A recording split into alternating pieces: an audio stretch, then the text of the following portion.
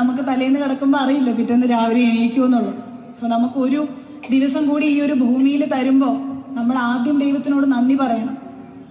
കരാഗ്രേ വസുദേ ലക്ഷ്മി, കരമധ്യേ സരസ്വതി, കരമൂലേതു ഗോവിന്ദ, പ്രഭാതേക്കർ ദർശനം. ഇതാദ്യം പറഞ്ഞുകൊണ്ട് നമ്മൾ നമ്മുടെ ദിവസം തുടങ്ങണം എന്നാണ് നമ്മുടെ സംസ്കാരം നമ്മളെ പഠിപ്പിച്ചിട്ടുള്ളത്. ഇപ്പോഴത്തെ കുട്ടികൾക്ക് അത് അറിയുമോ എന്ന് പോലും എനിക്കറിയില്ല. ഞാനിത് പഠിച്ചിട്ടുള്ളത് പണ്ട് ഞാൻ ഗീതാ ക്ലാസ്സിന് പോയതുകൊണ്ടുമാണ്. എന്ന് ഞാൻ നിർത്തിയോ അതിനുശേഷം എനിക്കൊന്നും അറിയാനും പാടില്ല. അതിനുശേഷം നമ്മൾ ബെഡിൽ നിന്ന് ഇറങ്ങുമ്പോൾ നമ്മൾ അന്ന് മുതൽ രാവിലെ മുതൽ വൈകിട്ട് വരെ നമ്മൾ ആ ഭൂമിദേവിനെ ചവിട്ടിയാണ് നമ്മൾ നടക്കാൻ പോകുന്നത്.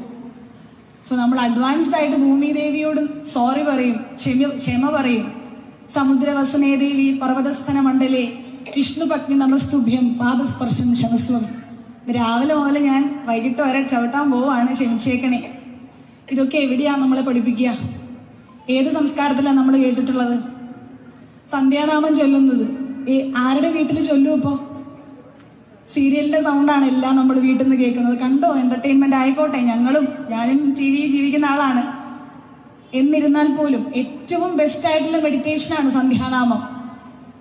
ഒരു ദിവസത്തെ നമ്മുടെ ഈ ഒരു ദൈനംദിന ജീവിതത്തിൽ ഇത്രയും സ്ട്രെസ്, ഇത്രയും നമ്മൾ ഹാർഡ് വർക്ക് ചെയ്യുന്നു, ഇത്രയും ഓടുന്നു, ലോണ്, പ്രശ്നങ്ങൾ, ഒരു രക്ഷയില്ല. കുട്ടികൾക്ക് പഠിക്കുന്നു, ഹോംവർക്ക്, ഹെക്റ്റിക് വർക്ക്.